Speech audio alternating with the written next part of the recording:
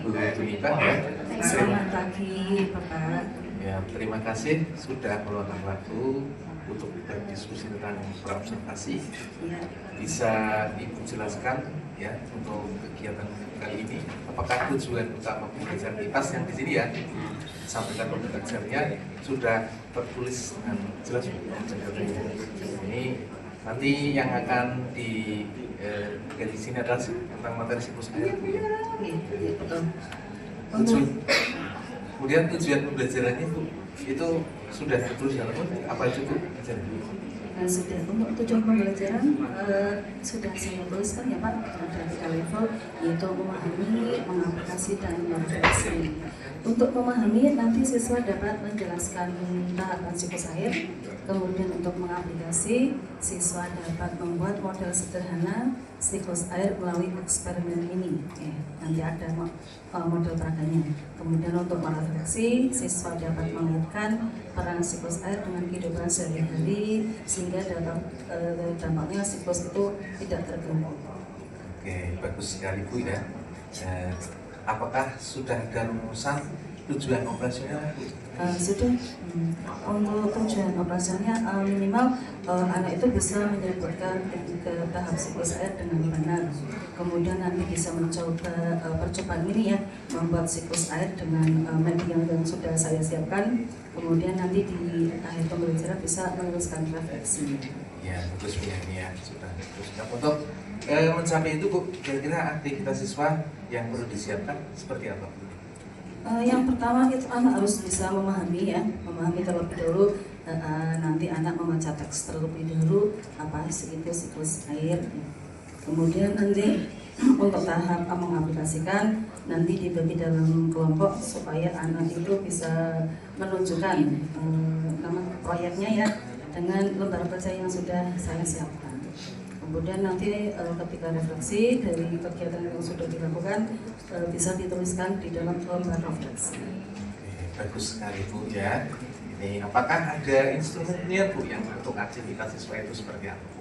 Ada, itu instrumennya sudah ada di dalam tertuang di RPP ya Pak. Oh iya. Silakan Bapak saja dulu. Supaya ini ya. Bagus Bu ya.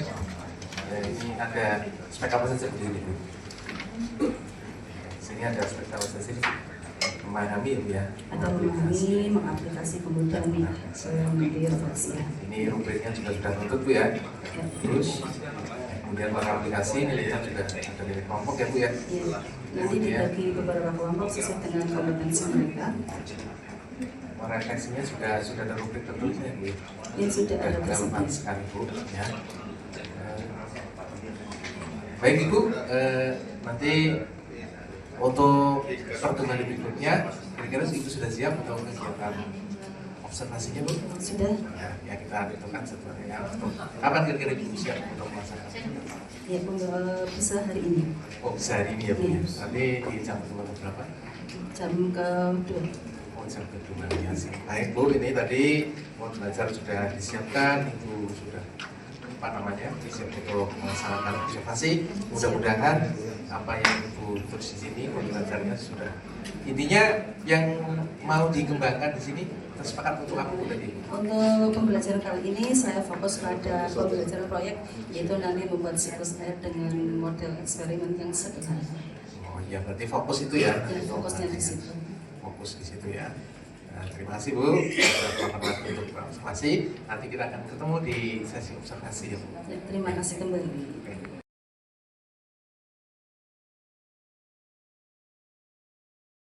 Oke, selamat siang Bu Dunipa. Gimana kabarnya? Ya, tadi sudah melaksanakan observasi ya. Terima kasih. Saya sudah diizinkan untuk mengambil pembelajarannya Bu ya.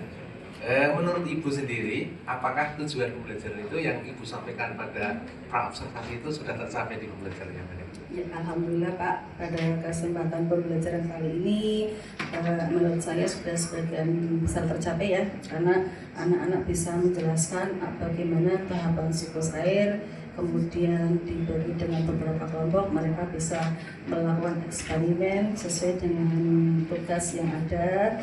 Kemudian setelah melakukan melakukan eksperimen, mereka melakukan refleksi sehingga mereka tahu pembelajaran mendalam yang sudah mereka lakukan sendiri bersama kelompoknya masing-masing. Oke Bu ya. Tadi pada waktu kegiatan pembelajaran saya juga melihat Bu hal yang sama ya, bagus sekali. Tapi bagaimana aktivitas yang menurut Ibu paling berhasil itu yang kalau saya melihat itu adalah di aktivitas eksperimen ya, karena dari kelompok-kelompok yang sudah saya bagi itu mereka sangat antusias ya, mereka berusaha meraih yang terbaik dari eksperimen yang mereka lakukan sehingga terjadi kompetisi antar kelompok mendapatkan hasil yang terbaik. Oh gitu ya. Ini tadi seperti itu ya, saya betul Bu ya, saya tadi juga melihat hal yang sama. Saya memperhatikan hampir semua kelompok itu berhasil menunjukkan proses kondensasi ya Bu.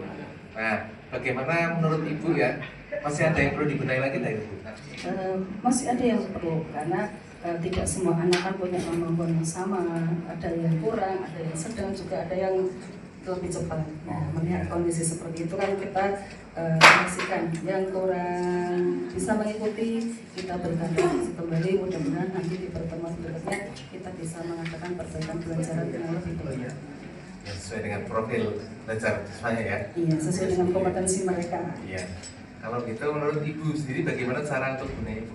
Yang pertama kita langkahnya ya, ada beberapa langkah yang harus kita lakukan. Yang pertama adalah bagaimana kita bisa menambah beberapa pertanyaan untuk bisa memberikan pemahaman kepada mereka. Contoh, apa sih manfaat dari siklus air itu yang mungkin pada awal pembelajaran anak sudah baca tetapi belum bisa memahami. Nah, kita ulang lagi apa pengertian dari siklus air itu, kemudian bagaimana tahapan berikutnya. Nah, dengan kita bereksperimen kan kita jadi jelas, oh yang kita baca itu ternyata bisa kita praktekkan dalam kehidupan sehari-hari yang tentunya bisa lebih bermakna, tidak hanya secara teori tetapi praktek dalam kehidupan sehari-hari.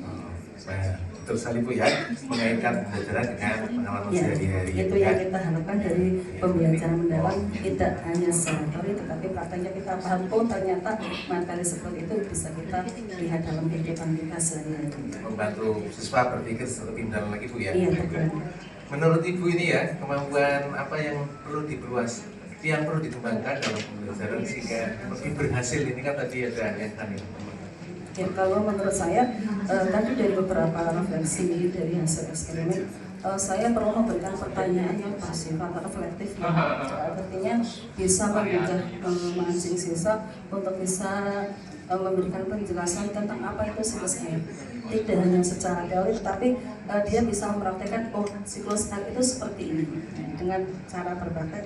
Tetapi menurut saya kok pertanyaan reflektif yang saya berikan itu masih kurang.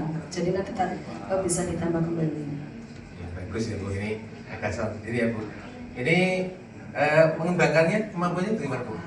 Begini, untuk pengembangannya karena saya masih punya keterbatasan kemampuan, nanti saya akan mencari beberapa sumber. Di antaranya adalah saya akan browsing, kemudian dilakukan di kelas, dan juga kita praktekkan kembali di kelas. Apakah itu sudah berhasil dengan apa yang saya browsing dari internet atau dunia medsos lainnya. Nah, selain itu, saya juga nanti kan punya rekan kerja ya Pak. Nah, saya punya teman kerja banyak ya. Ya kita bisa diskusi di dalam satu sekolah, atau kalau mau lebih luas lagi saya akan ke rekan kerja di luar sekolah. Seperti itu Pak. Ya, memanfaatkan kolaborasi Bu ya. Sangat baik Bu. Ini jadi untuk tindak lanjutnya akan lebih fokus pada refleksi siswa ya tadi ya. Pada refleksi siswa. Berpikir ke yang mendalam Bu ya. Nah, ini betul.